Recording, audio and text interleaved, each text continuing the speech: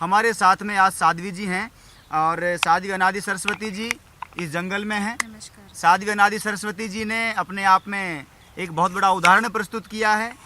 साध्वी अनादि जी ने जिस पुरुष प्रधान समाज की सोच थी कि महिला सिर्फ यहीं तक सीमित रहेगी और महिला को साधु बनने का अधिकार तक एक कालखंड में नहीं दिया जाता रहा था, उस समय में आपने बाहर निकल करके एक प्रेरणा स्थापित करने का काम किया है। सबसे पहले तो मैं श्री कल्पतरु संस्थान के सभी कार्यकर्ताओं की ओर से आपको आभार प्रकट करता हूं, धन्यवाद देता हूं कि आपने बहुत ही अमूल्य समय में से समय निकाल करके और यहाँ पर आज पूरा विजिट कराया। पूरी गौशाला, इतना बढ़िया मैनेजमेंट और इतना सारा गोवंश आपके पास में है, अलग अलग व्यवस्थाएं की हुई है। सबसे पहले तो मैं चाहूँगा कि जो चुनौती है आज दुनिया में, वुमेन एम्पावरमेंट की बात हो रही है जी।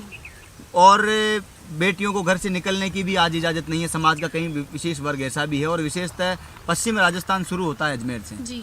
पश्चिम बीकानेर, बाड़मेर, जैसलमेर, आगे जालोर तक चलता है जी। कैसी मुसीबतें फेस करने को मिलती हैं एक महिला साधु हैं और किस तरह से समाज में उदाहरण देखने को मिलते हैं? देखिए, समस्या क्या है, समस्या बहुत सारी है पर समाधान एक ही है। सारी समस्याओं का जड़ है मनुष्य प्राकृतिक वातावरण से दूर हो रहा है, अपने नैसर्गिक स्वभाव से दूर हो रहा है। पहले संयुक्त परिवारों की व्यवस्था थी तो बच्चे कैसे पल जाते थे पता ही नहीं चलता था। आज लोग एक बच्चा रखकर भी कठिनाई होती है कि एक बच्चे की परवरिश कैसे हो। तो वो जो न्यूक्लियर फैमिली वाला कॉन्सेप्ट आया है या अलग से अपना घर बनाओ, बुजुर्गों को वृद्धाश्रम में छोड़ के, वृद्धाश्रम कभी भारत में रहा ही नहीं। ये पश्चिम संस्कृतियों की बीमारी है। फास्ट फूड वाली परंपरा, कभी सड़ा हुआ खाना खाने की परंपरा नहीं रही। फास्ट फूड का मतलब क्या होता है? रखा हुआ खाना गर्म करके ओवन में खाओ। हमारे यहाँ तो माताएं हाथों हाथ गरम गरम रोटियां बना के खिलाती थी, बच्चे पलते थे, खाते थे, ताज़ा खाना खाते थे। तो मानसिक बीमारियाँ वहीं से शुरू हुई। जैसे जैसे हम हमारे स्वभाव से दूर हुए, हमारी उदारता से दूर हुए, हमारी विराटता से दूर हुए, एक कोने में सिमट गए, मैं और मेरा, वहीं से विकृतियाँ शुरू हुई। उसमें प्रकृति से दूर जाना भी एक बहुत बड़ा कारण रहा, क्योंकि मनुष्य, देखिए एक साइंटिफिक रीज़न मैं आपको बताती हूँ। हमारा ब्रेन मैक्सिमम अपनी कैपेसिटी फुल फॉर्म में तब काम कर पाता है जब उसको प्लेंटी ऑफ ऑक्सीजन मिले। तो प्लेंटी ऑफ ऑक्सीजन कैसे मिलेगा? जब उसे सूर्य की रोशनी मिलेगी, जब उसे भरा पूरा ग्रीनरी मिलेगी, खूब सारे वृक्षों को देखेगा। आँखों की रोशनी भी सीधी उससे प्रभावित होती है। तभी तो कहते हैं कि सुबह आप गीली घास पे घूमो तो आपकी आँखों की रोशनी अच्छी हो जाएगी। लेकिन आँखों की रोशनी, आजकल के स्कूल कैसे हो गए? अंधेरे में, लाइटें तक नहीं है। कैसे हो गए? दूर दूर तक खेत खलियानों का नाम नहीं है। और जहाँ पर वृक्षारोपण है वहाँ पर भी आपको लगेगा कि बस नाम का है। अब आप आइए खेती बाड़ी पे, जैसे पंजाब जैसी जगह खेती बाड़ी इतनी होती है, लेकिन वहाँ पर इतनी बीमारियाँ क्यों हैं? क्योंकि वहाँ पर केमिकल्स डाल के खेती बाड़ी होती है, तो वहाँ पर कैंसर की ट्रेन ही अलग निकलती है। तो ये जो प्राकृतिक वातावरण खो गया, इसका मतलब क्या हुआ? आपको ज़मीन में से उगाने के लिए भी केमिकल्स डालने पड़ रहे हैं और ज़मीन ख़त्म हो रही है। आपने सारी चीज़ें बताई अभी कि एक इस तरह से प्रकृति से जुड़े हुए विषयों को भी आपने जोड़ा है, अन्य चीज़ों को भी आपने साथ में लिया है, समाज के अच्छे बुरे प्रभावों को भी लिया है। अभी एक महिला साधु होकर के समाज की चुनौतियां भी देखने को मिलती होंगी निश्चित रूप से, और सब प्रकार के अनुभव भी आते होंगे। अभी जो आज लड़कियां इस दिशा में निसंदेह रूप से बढ़ रही हैं, लेकिन जो लोग जानते नहीं हैं उनके लिए नई चीज़ है। लेकिन नई जो बेटियां हैं भारत की तकदीर लिखने वाली हैं, भारत की भविष्य की माताएं हैं, हमारी जो बहनें हैं, उनके लिए क्या आपका विशेष संदेश होगा? मेरा उनके लिए संदेश है कि इस संसार में सबसे बड़ा पाप है स्वयं को कमज़ोर समझना। और माताओं में तो भगवान ने नैसर्गिक शक्ति पुरुष से ज़्यादा दी। सहन शक्ति माताओं में ज़्यादा होती है, धैर्य माताओं में ज़्यादा होता है, विकास की संभावनाएं माताओं में ज़्यादा होती है। अदरवाइज़ मत लेना, आप पुरुष हैं, हर व्यक्ति अच्छा कार्य करता है, किसी की तुलना नहीं है। लेकिन मैनेजमेंट का काम यदि माताओं को दे दिया जाए तो पुरुष उतना अच्छा मैनेजमेंट नहीं कर सकता जितना काम माताएं बहनें कर सकती हैं। क्यों? क्योंकि उनकी इनबिल्ट है ये चीज़ें। पूरी जैसे परिवार की व्यवस्था वो संभाल लेती है, ऐसे पूरे विश्व की व्यवस्था वो संभाल सकती है। इसीलिए मेरा ये कहना है कि अपने आप को कभी मत कम मत आको। और दूसरा, चरित्र निर्माण। अपने चरित्र से केवल कुछ बातों के लिए समझौता करके नीचे मत आओ, क्योंकि माताएं जहाँ समझौतावादी दृष्टिकोण में आती हैं, अपने चरित्र से नीचे जाती हैं, वहीं उनकी संभावनाएं खत्म हो जाती हैं। समाज में इज्जत नहीं रहती, और फिर जिस समाज में काम करना इज्जत तो वहाँ बना के चलना बहुत ज़रूरी है। कभी ये नहीं भूलना चाहिए कि ये विश्व जितना पुराना दिखता है, जितना पहले था पुराना, आज भी उतना ही पुराना है। हर व्यक्ति से जानकारी में रहता है, इसका चरित्र कैसा है, उसका चरित्र कैसा है। चरित्र को मजबूत करके चलोगे, आपको दुनिया की सफलता से कोई नहीं रोक सकता, आपको मिलेगी। तो मेरा ये कहना है, चुनौतियाँ, परेशानियाँ सब जगह आती हैं और समझौता करने के लिए बहुत सारे आपके पास विकल्प आते हैं, लेकिन आप अपने चरित्र से, अपने मूल्यों से, अपने आदर्शों से, अपने महापुरुषों की तरह समझौता मत करो। महाजनों ये न गतस्य पंथा, हम जिस रास्ते पे चलना चाहते हैं, जो महापुरुष वहाँ पहले पहुँचे उनका जीवन पढ़ो, तो वो जिस रास्ते पे गए तो उनको क्या क्या समस्या है वही आपको आएंगी। उन्होंने उस समस्या में कैसा समाधान लिया, उन समाधानों पे आप अपने मन को स्थिर करो और अपने रास्ते को आगे बढ़ाओ। एक सवाल और करेंगे आपसे। आज प्रकृति और पुत्री दोनों का ही संरक्षण और संवर्धन खतरे में है जी। क्या लगता है, पुत्री के संरक्षण पे आपने बात की है, प्रकृति के संरक्षण पर आप यहाँ पर काम कर रही हैं। अभी हम लोगों ने देखा कि आपका बड़े लेवल पे आपने पूरे जंगल में, ऐसी जगह पे जहाँ पर कंकर हैं, पत्थर हैं, पहाड़ी इलाका है, उसमें जहाँ पर वाटर की सप्लाई बड़ी खतरनाक स्थिति में है, वहाँ पर भी आपने एक बड़े लेवल पर प्लांटेशन और कई चीज़ों को तैयार किया है, कई प्रजातियों के पौधे तैयार करवाए हैं, समय समय पर यहाँ आते भी रहते हैं। मैंने सुना भी वो जो गौशाला के कर्मचारी थे वो बता रहे थे कि आप आश्रम से दूर होने के बावजूद भी जंगल में आप हर अमावस्या को या 7 दिन में आप आते हैं और आकर के यहाँ देखते हैं। पर्यावरण को बचाने के लिए किस तरह के प्रयास हो रहे हैं और कल्पतरु संस्थान को किस तरह का सुझाव आप देना चाहेंगे? पर्यावरण को बचाने के लिए वैसे तो कई संस्थाएं काम कर रही हैं, पर वास्तव में क्या है, संस्थाएं काम कर रही है पर वो पर्याप्त नहीं है। क्योंकि प्रकृति का विनाश बहुत तेज़ी से मानव जाति उसको एक्सप्लॉइट करने के लिए पूरा कर रही है। कल्पतरु संस्थान अपने आप में बहुत बड़ा कार्य कर रहा है। मुझे खुशी है इस बात की कि वो यहाँ आज अजमेर में भी आए, मेरे आश्रम में भी आए, और उनकी ये जिज्ञासा है, उनकी ये इच्छा है और उनकी ये चिंता भी है इसके पीछे कि कैसे कुदरत को बचाया जाए। तो मेरा एक ही कहना है कि आप सज्जन लोगों का साथ लेते हुए और इस कार्य में बढ़े और अपने मूल्यों को ध्यान में रखकर जो लक्ष्य आपने लिया उससे विचलित हुए बिना ज़्यादा से ज़्यादा इसका प्रचार प्रसार करिए, और आप कर भी रहे और करिए, क्योंकि ये कार्य ऐसा है, सूखी मिट्टी है बंजर, इसमें कितना पानी डालो कम पड़ रहा है, स्थिति ये है।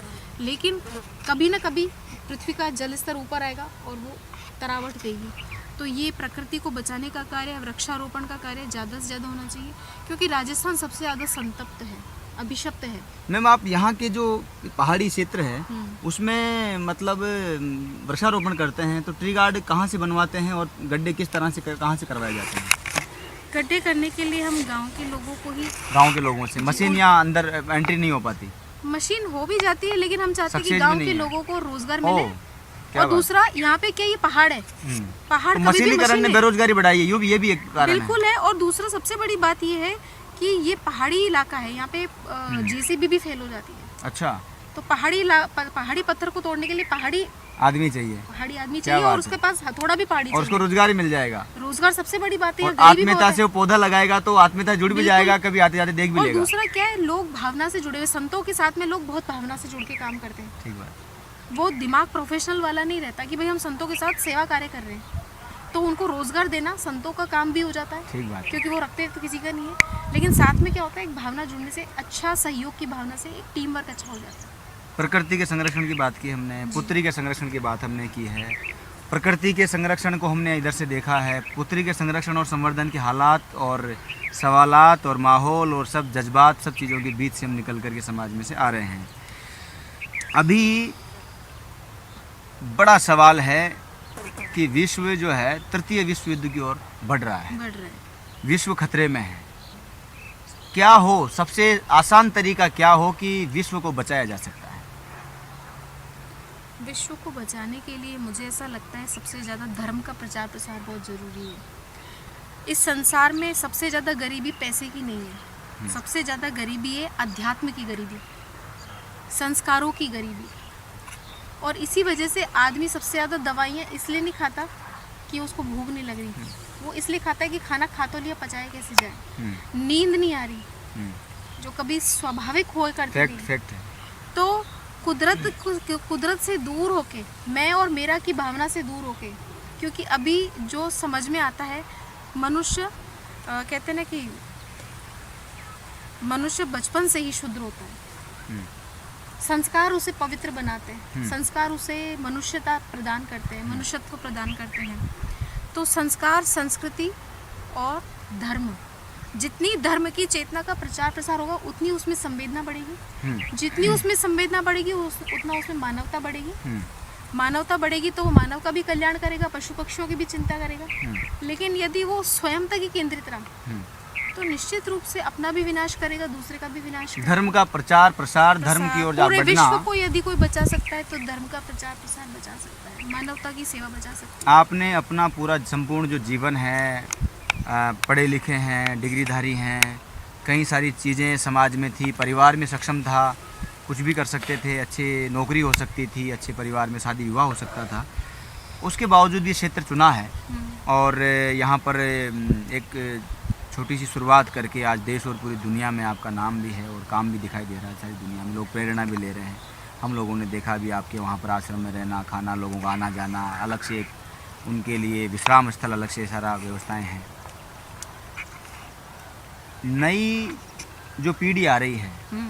उसका दृष्टिकोण है फिल्मों में, बॉलीवुड में, पाश्चात्य सभ्यता में, उसको किस तरह से आश्रमों के करीब लाया जाए, प्रकृति के करीब लाया जाए, संस्कृति के करीब लाया जाए, वनों की ओर चला जाए, प्रकृति की ओर चला जाए। सबसे बड़ी चीज़ जो मेरे को कमी खटकती है वो ये है कि हमारी शिक्षा पद्धति में धर्म के लिए कोई जगह नहीं है। लॉर्ड मैकाले की शिक्षा पद्धति आज तक चली आ रही है। दूसरा, जब आप बच्चों को धर्म की शिक्षा या अध्यात्म की शिक्षा नहीं देते, आप मत दो, लेकिन उन्हें प्राणायाम, योगासन, फिट रहने के लिए रास्ता तो बताओ। देश में तो योगा का भी विरोध हुआ था। बिल्कुल हुआ था, क्योंकि आप ये समझ ही नहीं पा रहे कि आप हिंदुस्तान में हो और हिंदुस्तान के कण कण में योग, प्राणायाम, ध्यान, साधना, गौ सेवा बसा हुआ है। सबसे सनातन का मतलब क्या है? जो प्राचीन काल से चला आ रहा है और जो आगे भी चल रहा है और आगे भी चलता रहेगा, जो किसी के आने जाने से प्रभावित नहीं है। तभी तो विदेश के लोग, जब उन्हें ये कहा जाता है कि धर्म सीखना है तो कहाँ जाओ? हिंदुस्तान में जाओ। और हिंदुस्तान के लिए भी ये कहा जाता है कि धर्म या अभ्यारण्य की तरह इतनी धर्म की शाखाएं हैं, कोई ध्यान की, कोई योग की, कोई साधना की, कोई जप की, कोई भक्ति की, कोई ज्ञान की, कोई वैराग्य की, कोई वैष्णव अलग है, कोई शिव और शक्ति की परंपरा वाले अलग हैं, कोई उदासीन अलग है, अखाड़े अलग हैं, नागा साधु अलग हैं, कबीरपंथी अलग हैं, दादूपंथी अलग हैं और गोरखपंथी अलग हैं। कितना मतलब अभ्यारण्य है। राम कथा करने वाले अलग हैं और कृष्ण कथा करने वाले अलग हैं, वैष्णव अलग हैं, संप्रदाय अलग है, माता जी की भक्ति करने वाले अलग हैं, हनुमान जी की भक्ति करने वाले अलग हैं, कोई प्रकृति की पूजा करने वाले, गौ माता की सेवा करने वाले अलग है। इतना बड़ा धर्म का क्षेत्र है, तो उसमें आपका संस्कार आपको कहाँ लेके जा रहा है वो देखो। तो जहाँ धर्म की इतनी विराटता है, पूरा धर्म जो पूरी पृथ्वी का धर्म लेके चल रहा है, जहाँ पर आप ईसाइयों का धर्म भी फला फूला, मुसलमानों का धर्म भी फला फूला, और उसके अलावा सबसे बड़ा प्राचीन हमारा सनातन धर्म, जिसको लेके क्यों, ये तो इनका इतिहास कितना पुराना है, इस्लाम का या ईसाइयों का 1400-1500 साल पुराना है, हमारा तो हजारों साल पुराना है। जब पृथ्वी की खोज भी नहीं हुई थी तो हमारे ऋषि मुनियों ने पहले बता दिया पृथ्वी के अलावा भी और नक्षत्र हैं। जब आपकी खोज नहीं हुई थी तभी हमारे ऋषि ने कह दिया कि पृथ्वी गोल है। शून्य का आविष्कार हमारे भारत में हुआ।